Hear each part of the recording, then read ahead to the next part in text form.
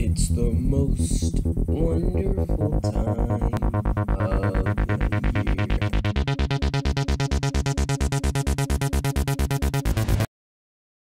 What's poppin', Sportiacts? It is Seth from World of Sports. If you can't see, we have our logos right up here. We're working on just bringing World of Sports to life here. Today is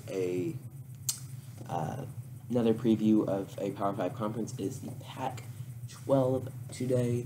In case you're wondering, I'm wearing a jacket because I got really sunburnt yesterday.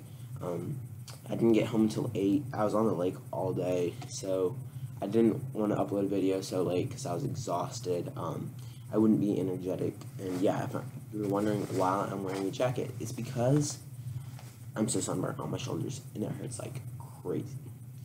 Alright, but anyway, let's get right into the predictions. Alright, so we're going to start off with north or south. I think I'm going to go north.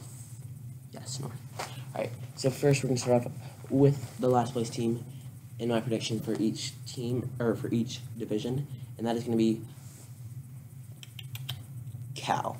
Cal last year was 4-8, or something around there, I think, but they were not very good, and I just don't see much coming out of them again this year, especially with Jared Goff on. And their first game will be against North Carolina, at North Carolina, so I'm expecting an absolute manslaughter of Cal in Chapel Hill. Next up, we have Oregon State.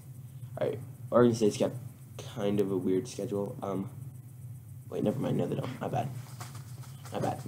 Alright, so their opening game is Saturday, August 21st, or August 26th, which is a week before, I think, most teams. And Arizona State, Utah, and Stanford all have that, but next is Oregon State. They open up against Colorado State, and I guess Colorado State's, I think, out of Denver. Yeah, another team that I don't see much change coming in at all. So, yeah. Next up, we have, they open up against Colorado State, yes. Next up, we have Washington State. They open up against Montana State, which should be a manslaughter for them in the victorious side, I should say. Washington State, one of my favorite helmets, gray, yeah. But anyway, I really like Washington State's offense, mainly because they just throw bombs. It's not unusual for their quarterback to throw 60, 70 passes a game. It's just not. It's just how they run their offense, which I think is more energetic for the fans. It's just a better game to watch. However, if your quarterback's having an off day, that's when you're in trouble because you don't have a run game to go to. So that's where you have to have 1, 2, maybe even 3 quarterbacks ready to go every game day for Washington State, which is why I don't think they will be in the top 3 of their division. Now to the top 3 of the division. This one may shock a few people, but may not. Oregon. So Oregon last year, everybody knows, had an awful season, especially after the, I guess it would have been 5-year run that they had, where they were making top bowl games, New Year's Six, championship games, just all sorts of stuff. And then all of a sudden they fell off. They didn't have a quarterback. They didn't have a good defense. Like, they usually don't have a good defense, actually, though. So, but they had even a worse defense than they usually have. However, can't remember his name, but Oregon has a new coach now. So that should bring Oregon up. This is why I have them at the 3rd spot. He's taking away their whole uniform thing, which I really don't like. I'm a big uniform guy. But, yeah, he's trying to make sure only football players come, not just guys who want to be in the cool uniforms, you know, styling. Yeah, man. We got the game today in our new gear, man. Yeah, let's go, guys. Come on. He's making sure football players come. So yeah. Next, we have Washington and Stanford left, and some may say, oh, Washington's clearly got this because they made the bowl last year, Peach Bowl last year, and yeah, you saw in my hand. No, they don't. They're gonna have the 2nd place finish in their conference, or in their division. I don't care what anybody else says. Washington, people are going to hate me for this, but last year I think their season was a fluke. I don't think they were supposed to be there, not at all.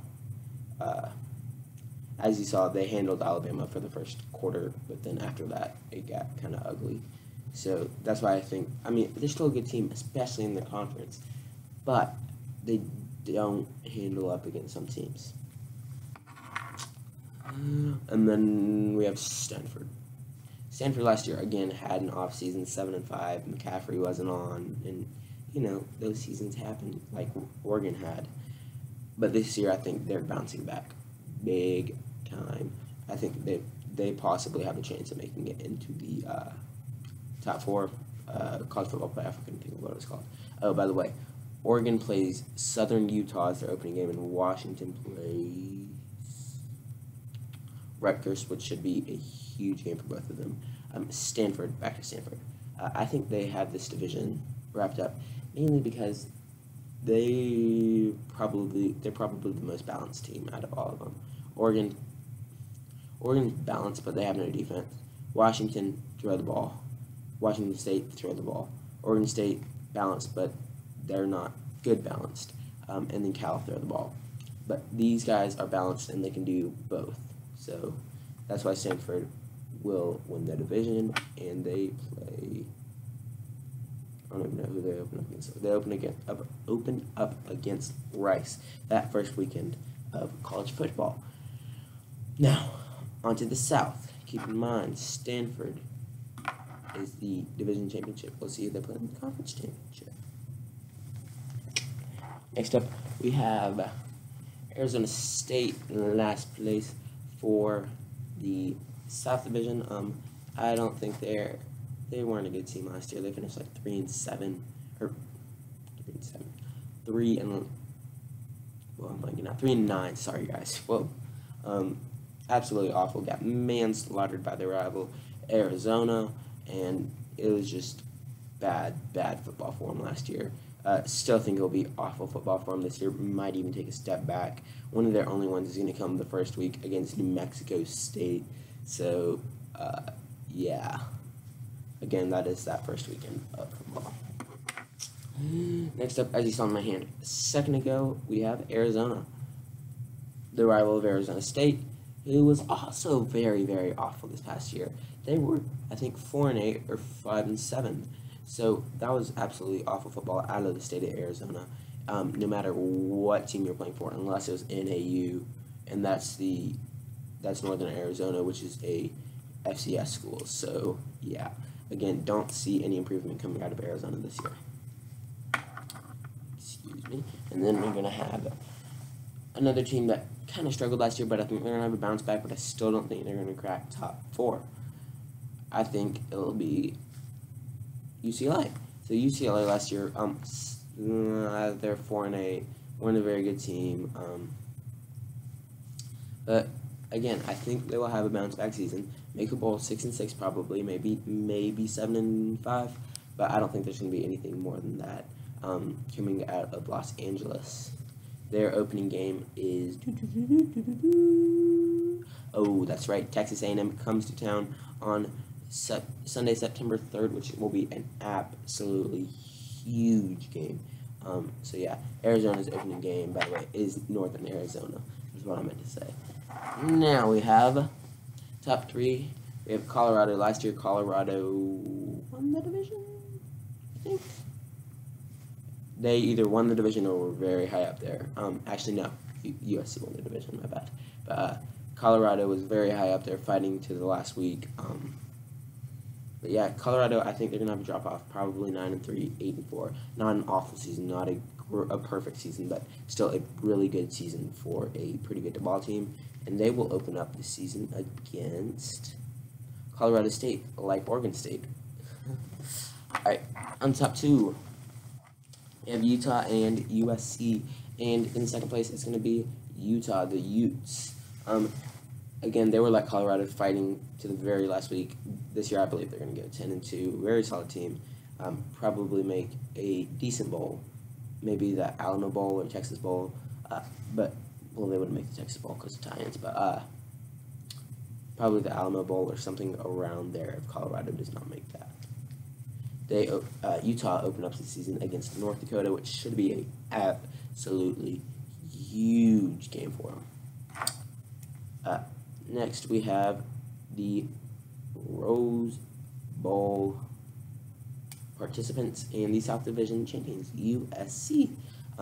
So I think USC will stay where they are. Really good team. Again, potentially making the college football playoff.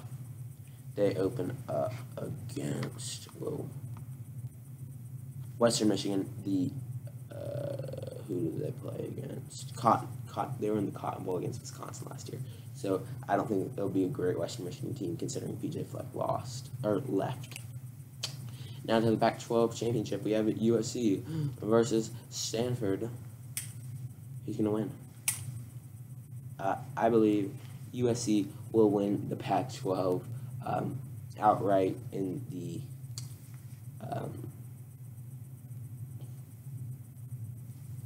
Pac-12 conference championship game.